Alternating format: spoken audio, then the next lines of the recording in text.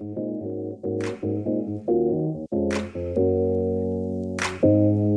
Dr. Tasia White, and you're listening to Things My Boss Never Told Me.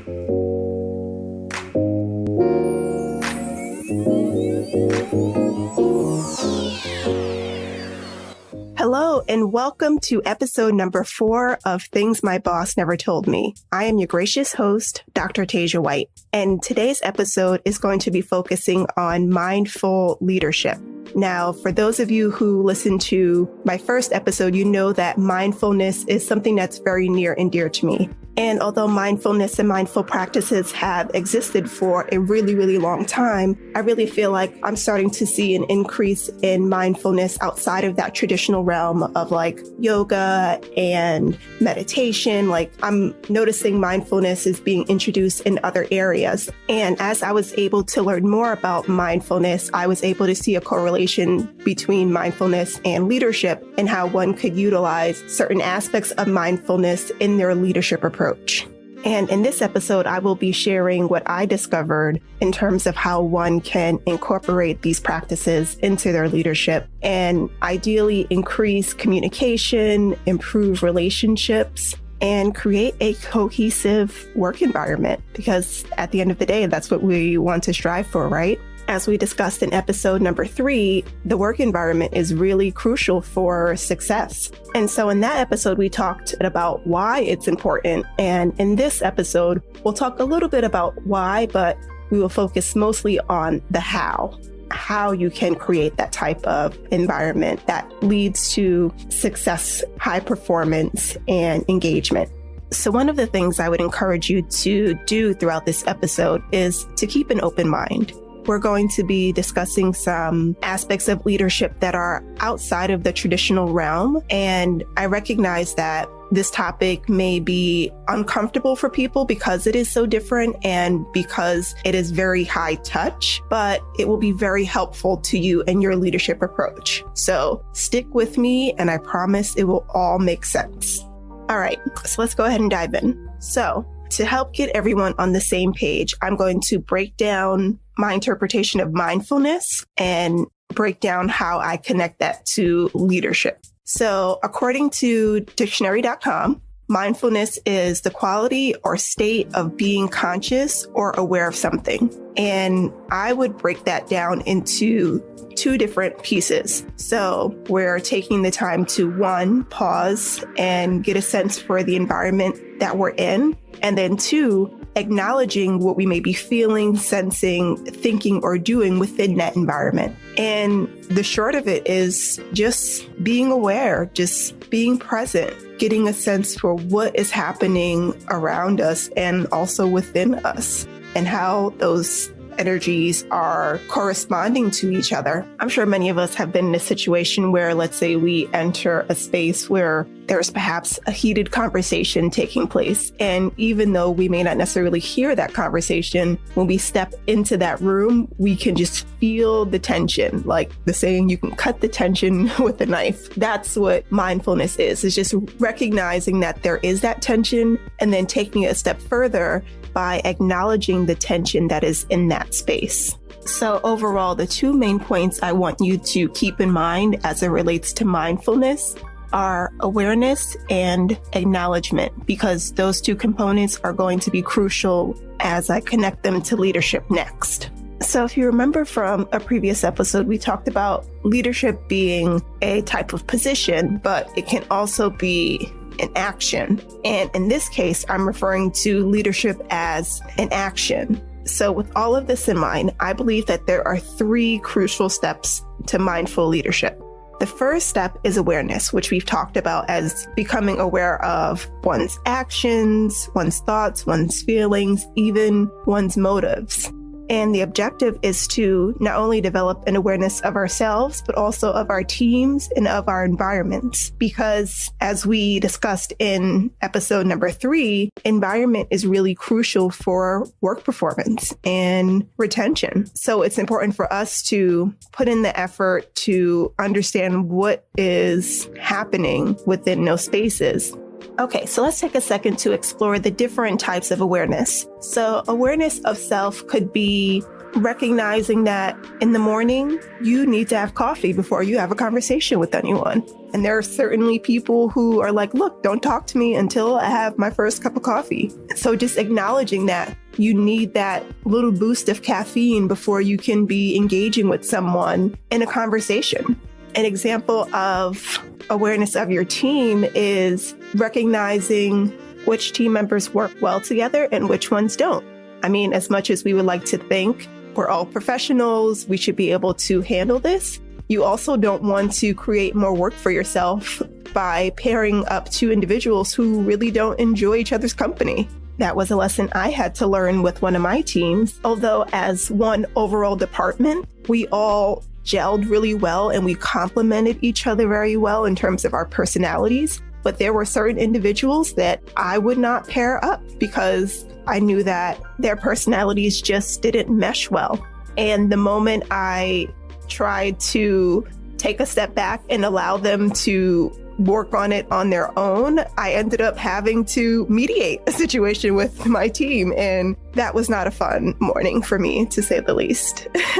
But from that, I recognized the importance of just being aware of the team dynamic. And then in terms of awareness of environment, I think that can be broken down into two different pieces. So one being the physical environment, and then the other being the metaphysical environment. So in terms of the physical environment, I'm reminded of a situation where when I first started at my last institution, my assistant director didn't have an office. And in fact, she had been the assistant director for a really long time, and yet she had never had her own office space. As someone who was very familiar with her role, I could not fathom why she didn't have an office. It was truly mind-boggling to me because I was in a role very similar to hers, and I just remember having the luxury of being able to close my own door and being able to focus on the tedious tasks that were required of me. However, it was frowned upon for me to keep my door closed, so I didn't get to do it very often. But I just remember when I did, it was the most productive time ever. And I could just see the opportunity to help my assistant director in the same way and ultimately increase work productivity. And then in terms of the metaphysical environment, I think that is a little bit trickier to identify, but it is essentially office culture. It's looking at the verbal and nonverbal gestures that ultimately govern the behaviors within the office space. And so things like having an open door and participating in office banter, those are the types of things that really contribute to the creation of the metaphysical environment. For example, having a good sense of humor was crucial for our work environment. We would tell stories, we would laugh at each other, we would laugh at ourselves. And that was just kind of this culture that existed within our office space. And just recognizing that we deal with too many shenanigans to be serious all the time. Okay. So that was step one, awareness. Step two being acknowledgement. And similar to awareness is the acknowledgement of you, your team, and the environment. And I think it's important to really focus on the behaviors, the performance, or the situation, and not so much on a specific person. Because ideally, we're trying to create cohesiveness. And I think it's a little challenging to create that kind of cohesive environment when we single people out. So to build upon the examples from awareness, in terms of acknowledgement of yourself, if you are the type of person who has to have their cup of coffee in the morning before the day gets started, just letting your folks know, like, hey, this is my daily ritual that I need in order to be at my best here in this office space. So I just ask that you respect that. And after I have my cup of coffee, I'm happy to be of service. It's funny, there was this activity that I used to do with my teams where I would have them identify their green flags, their yellow flags, and their red flags. And this would be a team activity that we would do at our first official meeting because the novelty of training was starting to wear off and we were sliding into a more consistent routine. And I felt like it was important for us to get a sense for how we can support each other, how we can push each other and challenge each other in good ways, and then how we can not get on each other's nerves. So the green flags represented the areas that helped us thrive in our work environment. The yellow flags represented areas that we may struggle with as it related to our work environment. And then the red flags represented our pet peeves, like the things you want to avoid going forward. And so in hindsight, doing this 3 flag activity really helped me to express my own needs, but also created a space for my team to do the same. I think that really contributed to the cohesiveness of our team. And then in terms of acknowledgement of the environment, I go back to my previous example with my assistant director, where I essentially expressed to her, look, within this first year, I'm really going to try to get you your own office because I think it's crazy that you don't have your own office given all that you do. And I think that she really appreciated that I recognized that. And when she did finally get her own space, like she was just so amazed because it was something that she had never had before, yet she had been in her role for so long. And I was just glad that my awareness of her job and the importance of the work that she was doing was able to create that opportunity for her. Now, in terms of the metaphysical environment, as I mentioned before, that can be a little bit more challenging to grasp. However, it is very crucial that we not ignore that area either, because I have seen how doing that creates a very toxic environment. For example, there was a team that I adopted, and what I mean by that is it was pre-selected for me. And because there were so many unresolved issues within the office culture that it was ultimately impossible for me to build any kind of team cohesion. And as you'll find in later episodes, team building is one of my favorite things to do. And so the fact that I wasn't able to engage that particular team, like that was really, really challenging. And so rather than building up the team, I was essentially putting out fires and diverting things. And I just felt like that wasn't a very good use of anyone's time at the end of the day. And so my advice to leaders is that we have to pay attention to the office culture. And one of the best ways to do so is to, one, set the tone for what is and isn't appropriate within the office culture and really modeling that behavior. As I mentioned in the previous example, having a good sense of humor was really crucial. And so some of the ways that I reiterated that message was, one, having a good sense of humor was included in every single job description. And two, I would engage in conversations with them where I would share stuff that happened to me or something that I observed, or just letting them know that this is what I found to be appropriate behavior. We're not belittling each other. We're not down each other's throats. We're really looking to create a fun and light environment because the type of work that we were doing was already enough stress. And so let's not contribute to it. And instead, let's be kind and generous to each other.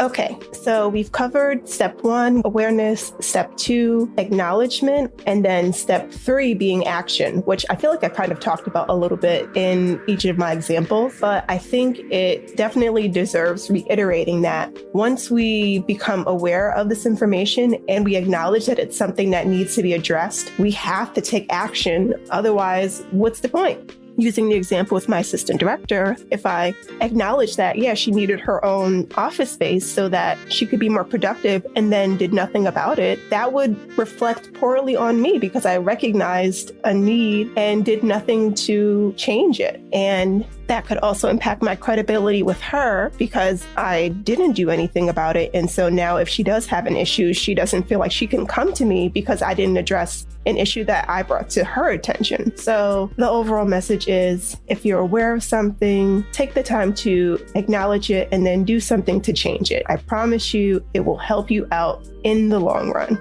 Okay, so while you may find everything that I'm sharing to be very fascinating, I'm sure you may also be wondering, but Dr. Tasia, why does any of this matter? Well, I think it's important for us to just briefly divert our attention to a little concept called emotional intelligence. Now, for those of us who are unfamiliar, emotional intelligence, or EQ, is largely known as the ability to understand and manage one's emotions. And I would say that's the very basic definition of EQ. However, one of the definitions that I often refer to is from Andrew Coleman, where he says, emotional intelligence is the ability to monitor one's own and other people's emotions, to discriminate between different emotions and label them appropriately, and to use emotional information to guide thinking and behavior. Now you may be thinking, wait, this kind of sounds familiar. There are a lot of similarities between emotional intelligence and mindfulness.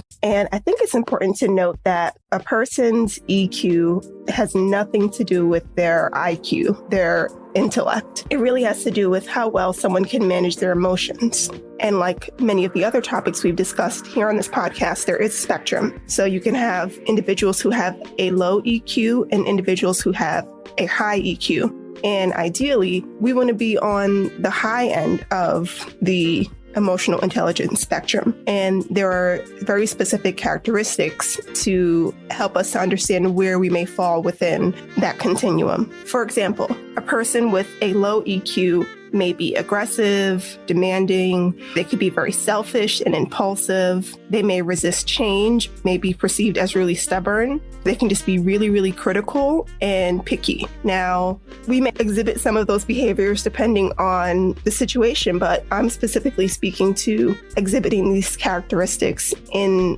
a professional environment. Now, some characteristics of individuals who have a high EQ are assertive, ambitious, enthusiastic, sociable, persuasive, patient, stable, consistent, and detail-oriented. These are very general characteristics. So if some resonate with you and some don't, that's okay. It's just a matter of the type of behaviors that you exhibit in specific environments, and in this case, in the work environment. So in some of the other episodes, I've given the disclaimer that one side isn't better than the other. However, in this case, having a high EQ is better because they are more emotionally stable and therefore can create more emotionally stable environments. So it's really hard to not be biased towards individuals with the higher EQ because at the end of the day, that's what we're looking to accomplish. We're looking to create environments that are supportive, which will then increase work performance in those environments.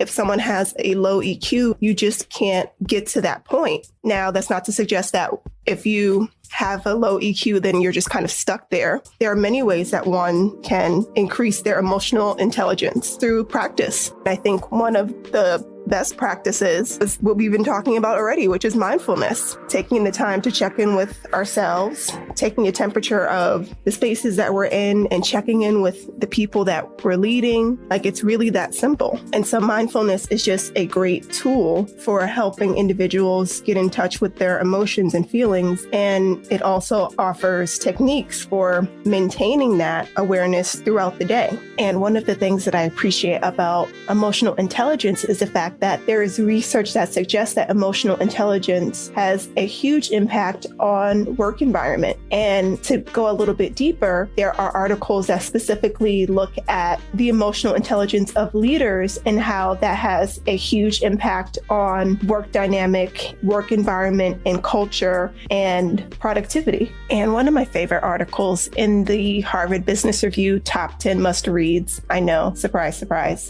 is an article published by Daniel Goleman, who is one of the main contributors to the topic of emotional intelligence. And in this particular article, he introduces the topic of primal leadership. And there were really three key components that really stood out to me in that article. One, the leader's mood and behavior drives the mood and behavior of others. Two, a leader's EQ creates a certain culture and work environment. And then three, as leaders, we must make sure that we are optimistic, authentic, and others will do the same.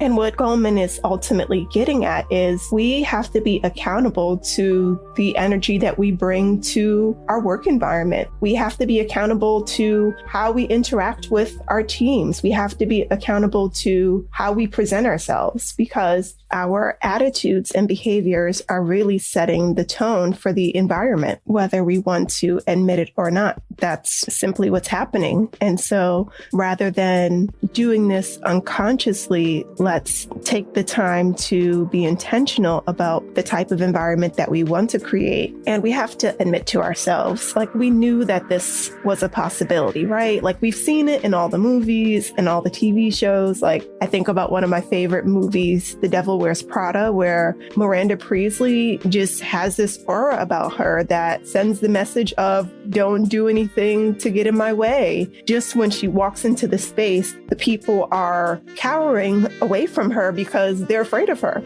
And, she doesn't really say much. She maybe gives a look or a grunt. They just know that whatever they're doing is totally unacceptable. Now, granted, that is a very extreme example, but in the real world, I think that if you're the type of supervisor who doesn't greet people when they come in or who constantly keeps their door closed, that's going to create a very uninviting environment. And if that's not the type of office environment that you want to have, then you need to be the catalyst that changes it. And so going back to what I said previously, we have to be the role models. We have to be the ones to demonstrate what is and isn't appropriate for the type of environment that we're trying to create. And when we disengage from doing that, it really sets the tone for how the overall work environment will be, and also sets the tone for how your interactions with your teams will be.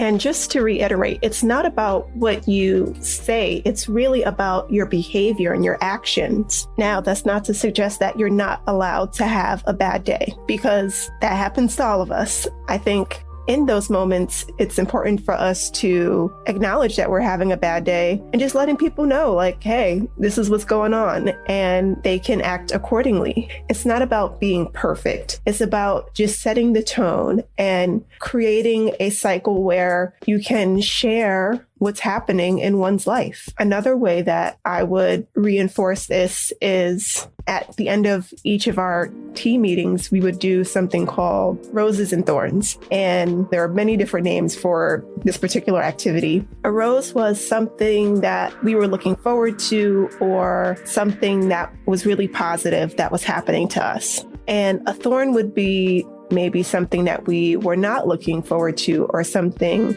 negative that happened to us. And I found that particular activity to be helpful because it kept me in the loop. And so if someone had a particularly bad situation, I was able to be aware of that and respond accordingly. Or it helped to alert me to certain behaviors that maybe I noticed previously, but just didn't have a chance to ask about. So overall, it reinforced this idea of constantly being aware of our feelings and our attitudes and our emotions, and recognizing that there may be some outside sources contributing to that, but it's just manifesting in the workplace. Because think about it. How many times have we been in situations where we noticed someone had an attitude and we thought it was something that we did, and we later find out that something happened at home and they were just upset about it, but couldn't talk about it at work. And so what I appreciated most about this activity is that it really helped to alleviate some of those assumptions, because you know what they say about assumptions, right?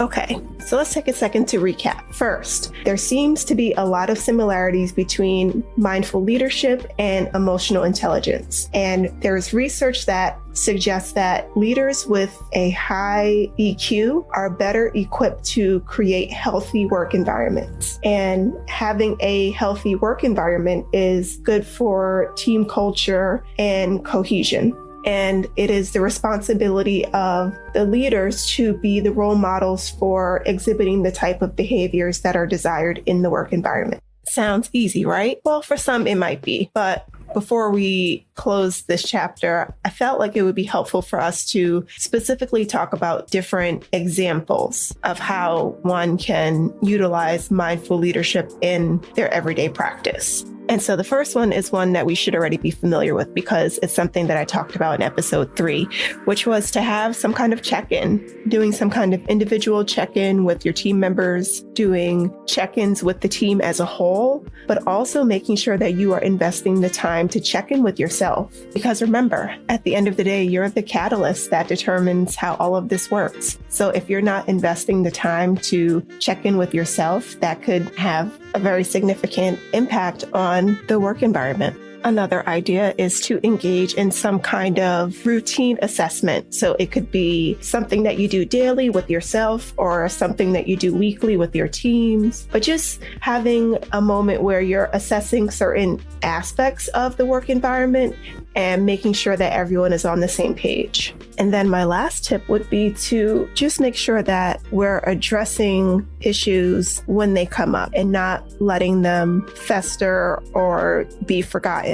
In the example I shared earlier with my 2 team members not working well together, as soon as I became aware of that situation, again, the very next morning, we had a mediation in my office and I needed to let them know that what occurred was not okay. And so we needed to do all of the things necessary to make sure that didn't happen again. And part of that was strategizing, how do we avoid this in the future? And, the conversation wasn't necessarily me scolding them, although a little bit of that did happen, I will admit. But the main purpose of the conversation was, how do we move forward? And so if you're ever unsure about what to do in those situations, engage your team in the conversation. I can't tell you how many times I posed a question to them and they actually gave some really insightful suggestions. And it was great because they suggested it and therefore there was instant buy-in. It wasn't something that I necessarily had to convince them of. So don't feel like you have to have all of the answers. Just make sure that you initiate the conversation.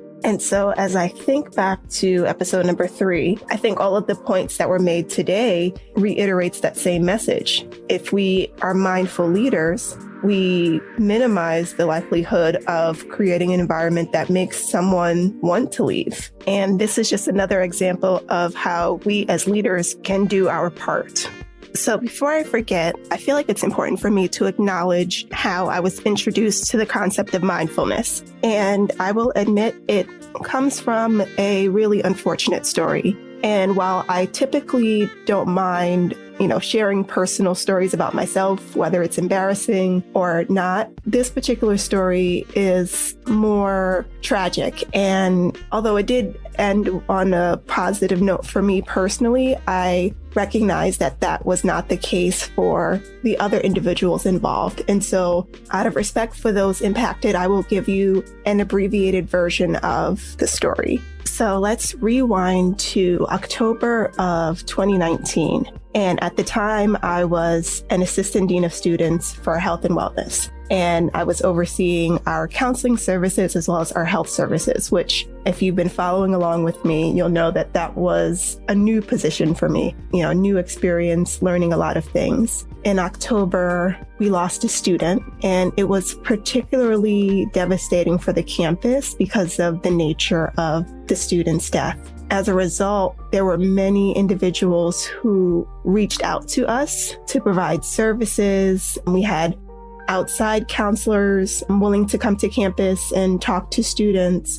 And we had many alumni who reached out, which I thought was really, really great to have that outpour of people sharing their resources with us during a time that was particularly tragic. I thought was really, really beautiful. And one of the individuals that reached out was a good friend of mine from college. And at the time, they were doing research in the area of mindfulness. And so they offered to do a mindfulness workshop for students to help them develop some coping mechanisms as they process the tragedy that took place. And as the Dean of Health and Wellness, part of my responsibility in managing this crisis was to provide different programs for students. And when my friend reached out to offer his expertise, I thought it would be a great opportunity to help our students, not knowing how much that workshop would actually help me and my own development. And I would say prior to attending this workshop, I was acutely aware of mindfulness.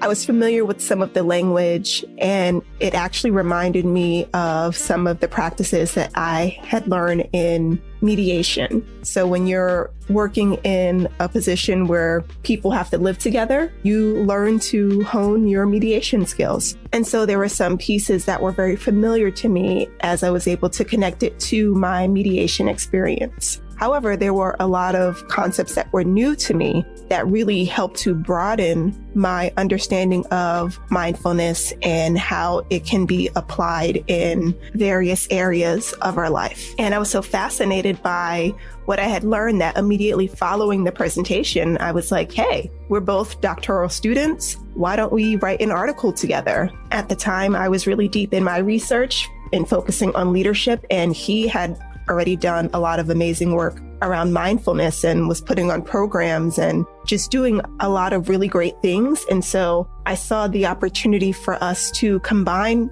our two areas of study to create something innovative. Unfortunately, we were never able to collaborate in that way because just certain life events happened that prevented us from doing so. And then we had a pandemic. However, it was something that I couldn't quite let go of. I felt like I still needed to do something in the area of mindful leadership because I could see the potential for it being really helpful to individuals who are maybe unfamiliar with mindfulness. And so I decided to do a workshop, which was a lot of fun. And I feel like those who attended the workshop really got something meaningful out of it, which was ultimately my goal. And at that point, I felt like I was a little bit more versed in mindfulness than I was when I did the initial presentation with my friend, because in early 2020 is when I really started to adopt certain mindful practices into my everyday routine.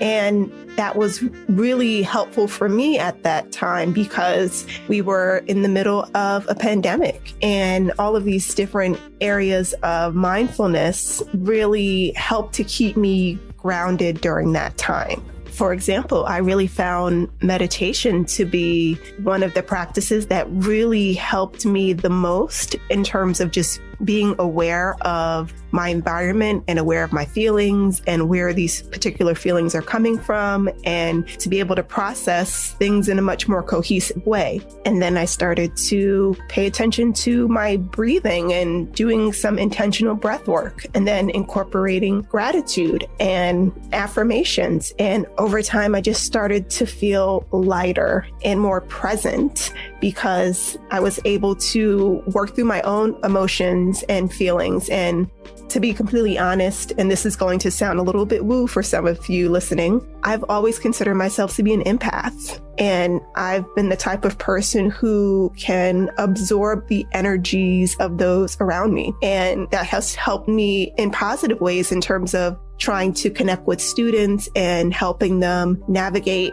whatever challenges they were coming to me with. And I've also seen that manifest in negative ways where I was completely stressed out and not really understanding why. And I eventually determined that it wasn't really me feeling this way. I was just sort of feeling that energy from the people that were around me, which can be really overwhelming, especially if you're in a position where you have to respond to crises on a fairly regular basis. So by incorporating mindfulness, I was able to find a healthy balance, which is what I really needed during those early months of 2020, because again, there was a lot happening globally, a lot of things happening nationally that were particularly upsetting. And then I was finishing up my doctoral degree. So my introduction into mindfulness came right on time. And another component that really helped me to continue that work was the Calm app. And I'm not sure how many of you are familiar with the Calm app. I found it to be very, very helpful. Like if you are a beginner at this whole meditation thing, at this whole mindfulness thing, download the Calm app. I started to use it based on the recommendation of my best friend, who I was explaining to him I was having some trouble sleeping. And he was like, hey, check out this app. I found it to be useful. Maybe it'll be useful to you. And that really opened up the door for me to incorporate these mindfulness practices into my everyday routine. And just to clarify, you don't need to do what I did to incorporate these skills into your leadership approach. I just wanted to share my story around mindfulness because I felt like it was important for me to share how all of this came about and how I was able to utilize this resource.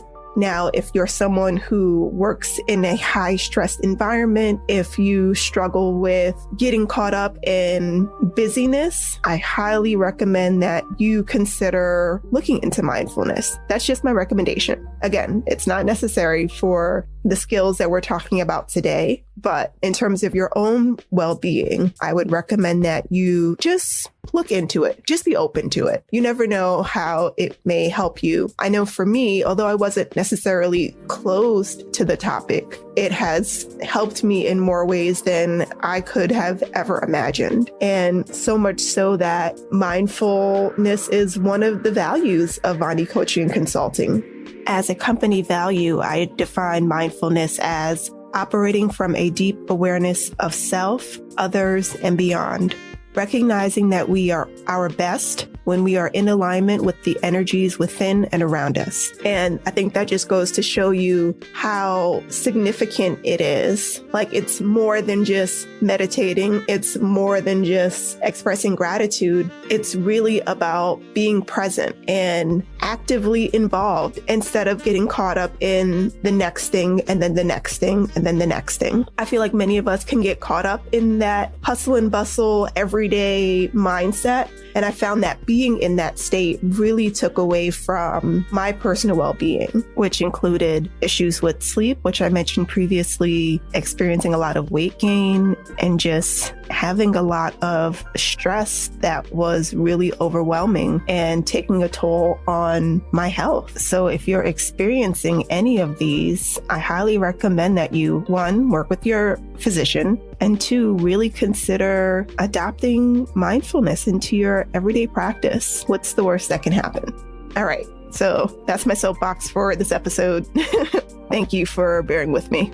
Okay. So back to the topic. One of the things that I wanted to particularly highlight is the fact that although my introduction to mindfulness was fairly recent, the examples that I shared were things that I had been doing for years. And it wasn't until I was preparing for this episode that I realized that I was already exhibiting a lot of mindfulness practices, and I just wasn't aware that that's what it was. And so, if anything, mindful leadership really provided me with a framework for what I was already practicing as a leader. Something that I would encourage you to think about is, what are some of the practices that you're doing that may fall under the umbrella of mindful leadership? There may be things that you're doing on a routine basis that really gives you that sense of awareness and acknowledgement and action that you may not be aware of. And so I think it's important for you to take a moment to assess what is it that you're currently doing, and then look at the direction you want to go in and determine what steps need to be taken forward. No point in reinventing the wheel, right? If there are some things that are already working, great. Let's figure out how to work with those so that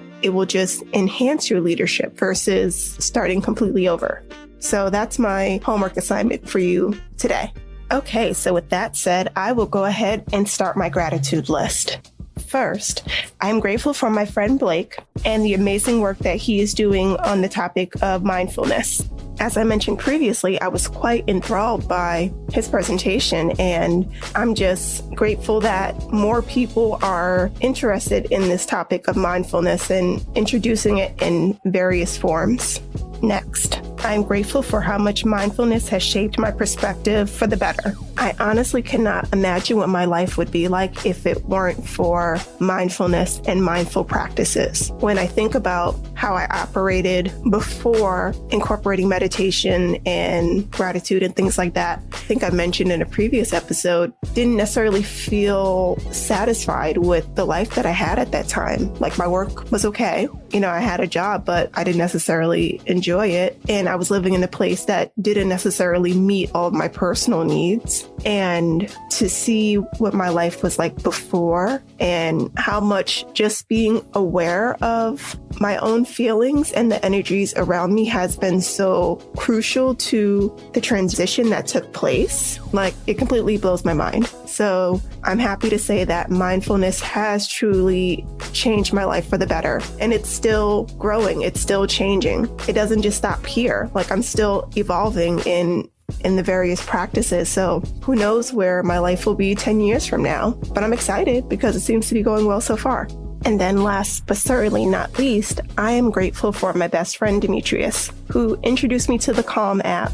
And he probably has no idea how much that recommendation really helped me at that time and how it has transpired into something even greater. So thank you, Demetrius.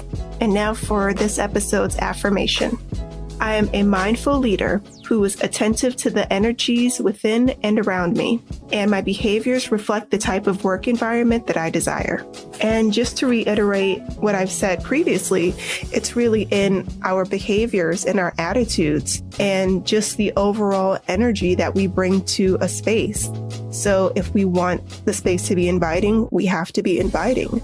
That's just part of the requirement. We can't leave it up to others to create that type of environment. It's really up to us to set the tone. So let's make sure that we are doing that intentionally.